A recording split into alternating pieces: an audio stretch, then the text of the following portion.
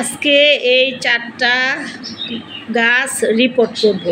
এগুলো গ্লাস পটে বসানো, তো ভাবলাম যে এগুলো কিছুটা কমিয়ে ফেলি। অনেকগুলো কাটিং থেকে চারাগুলো হয়েছে, সেগুলো কিছু কিছু সেট করলে জায়গাটাও কমে যাবে আর ভালো লাগবে, আর গাছগুলোও বড় হতে থাকবে। তাই এখানে 2টা জবা আর একটা মনে হয় টগর, আর একটা এটা বুঝতে পারি না এটা কি গাছ। তো এই 4টা গাছ রিপোর্ট করব আজকে, তো দেখতে থাকুন আমার ভিডিওটা। বিসমিল্লাহির রহমানির রহিম। আসসালামু আলাইকুম। সবুজের ছোঁয়া থেকে সবাইকে স্বাগত জানাচ্ছি। আপনারা কেমন আছেন? আশা করি ভালো আছেন। আমিও আল্লাহর রহমতে ভালো আছি। তো এই কয়েকটা গাছ আমি আজকে রিপোর্ট করব।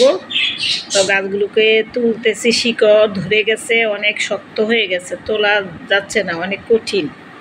এরকম অনেক কষ্ট করে তারপরে মাটিটাকে নরম করে তারপরে তুলেছি। এখন এই যে আমার কিছু টমেটো গাছ লাগানো ছিল, এগুলো এখন আর নষ্ট হয়ে গেছে, শেষ হয়ে গেছে। তো এগুলো ফেলে দিয়েছি, আর এই টবগুলোতে এই কাটিংয়ের চারাগুলো বসাবো। তো কিভাবে বসাচ্ছি দেখুন।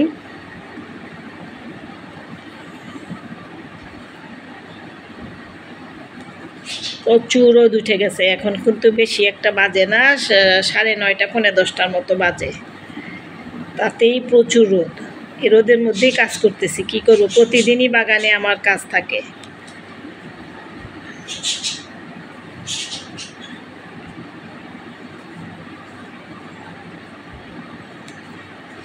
তা আমি তেলের গ্যালনগুলিতেই গাছ লাগাই বেশিরভাগ, ফুলের গাছগুলো, কারণ অত বড় জায়গায় ফুলের গাছ আমি বসাই না, ছোট ছোট জায়গায় আমি ফুলের গাছগুলো বসাই। মাশাআল্লাহ, এতেই সুন্দর ভালো হয়। কিছুদিন পর পর, বছর খানিক পর পর যদি রিপোর্ট করে দেই, তাহলে কিন্তু এই একই টবেই কিন্তু বসানো যায়। নতুন করে আবার মাটি চেঞ্জ করে কিছু খাবার দিয়ে আবার নতুন করে বসালে আবার সেই গাছ আবার সুন্দর করে বেড়ে উঠবে। সেই জন্য আমি ছোট ছোট টবেই গাছ বসাই, এবং প্রয়োজনের সময় আমি রিপোর্ট করে দিই। তাহলে একই টবেই কিন্তু বারবার একটা গাছ বসানো যায়, শুধু রিপোর্ট করলেই হয়। রিপোর্ট করলে মাটিটা চেঞ্জ হয়, যে মাটিগুলো নষ্ট হয়ে যায় সেইটার পরিবর্তে ভালো মাটি দেওয়া যায়, আবার গাছটা নতুন করে আবার বড় হতে থাকে।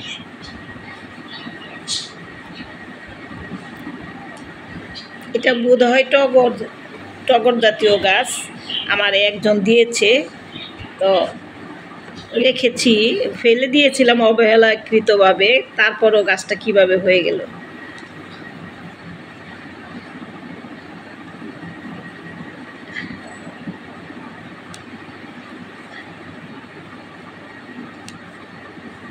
মোটামুটি 4টা গাছ আজকে রিপোর্ট করেছি, আর আরও কিছু কাজ করেছি। রোদ উঠছে, তাতে কি, কাজ তো আর থেমে থাকে না, আমার বাগানের কাজ করতেই হয় বাধ্যতামূলক।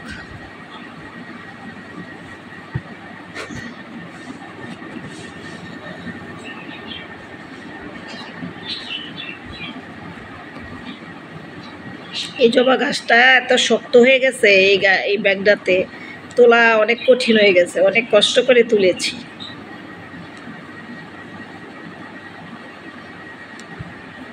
বেশ শক্ত হয়ে গেছে গোড়াটা, শিকড় গেঁথে আটকে এমনভাবে আটকে গেছে যে টেনেও তুলতে পারিনি।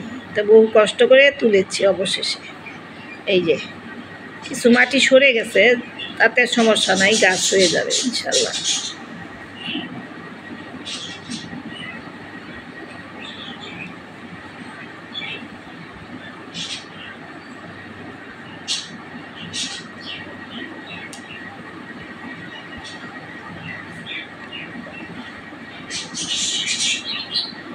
এই 4টা গাছই আজকে রিপোর্ট করলাম।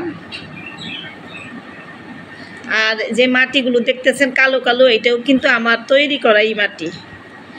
এই যে বস্তাতে সবজি বসিয়েছিলাম, সেই সবজি তো তুলে ফেলেছি, এখন সেই বস্তার মাটিগুলো দিয়ে আবার বিভিন্ন রকমের গাছ বসাচ্ছি, যখন যেটার প্রয়োজন সেটা করছি।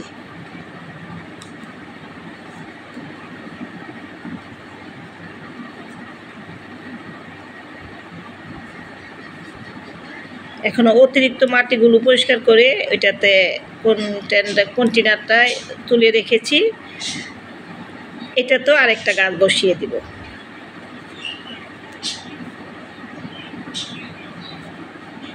মানে বাগান ঝাড়ু দেওয়া কোনো কিছুই কিন্তু ফেলে দেওয়া প্রয়োজন পড়ে না, শুধু প্লাস্টিক ব্যতীত, আর সবই নিয়ে নেই। এই যে এটা কি জানি গাছ, অর্কিড জাতীয় গাছ বোধ হয়, কিন্তু ফুল আসলে বোঝা যাবে গাছটা বড় হলে।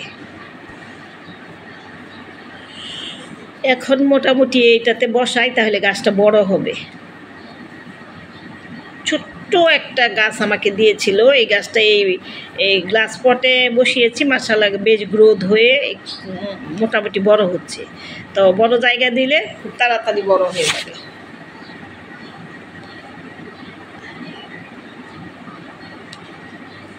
আর অনেক কাটিংয়ের চারা আছে, সেগুলো আস্তে আস্তে একটু কমিয়ে ফেলতেছি, তা না হলে কিন্তু অনেক হয়ে যাচ্ছে। আস্তে আস্তে এগুলো যদি কমিয়ে ফেলি তাহলে কিন্তু আমার জায়গাটাও হয়ে গেল, পরিষ্কার হয়ে গেল।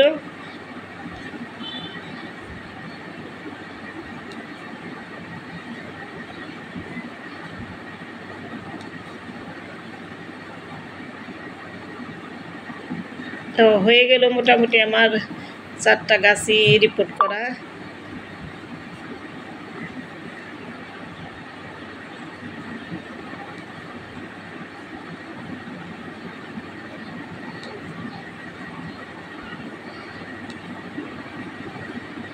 এখন এগুলো গুছিয়ে নিয়ে জায়গাটা ঝাড়ু দিব।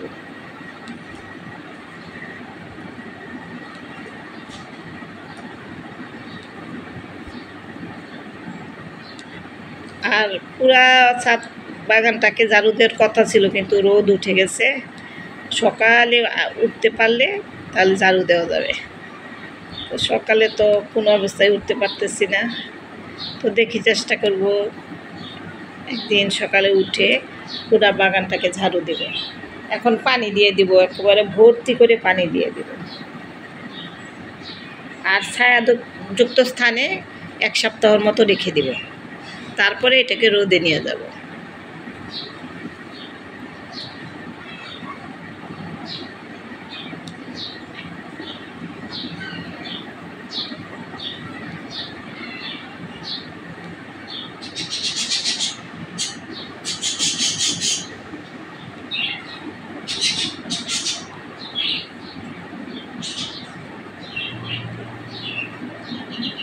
তো দেখলেন আমি এই যে 4টা গাছ রিপোর্ট করেছি, কিভাবে করলাম।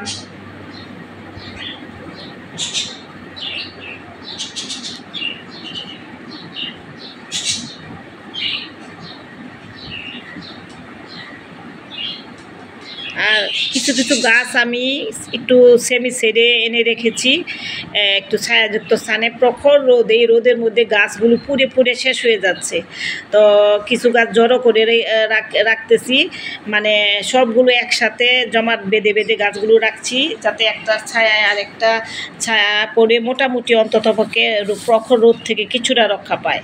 তো সেই জন্য এই যে এখানে কিছু গাছ ঝোপালো করে রেখেছি, আবার কিছু গাছ মাঝখানে ছিল, এগুলো সরিয়েও একটা সাইডে ঝোপালো করে রেখেছি।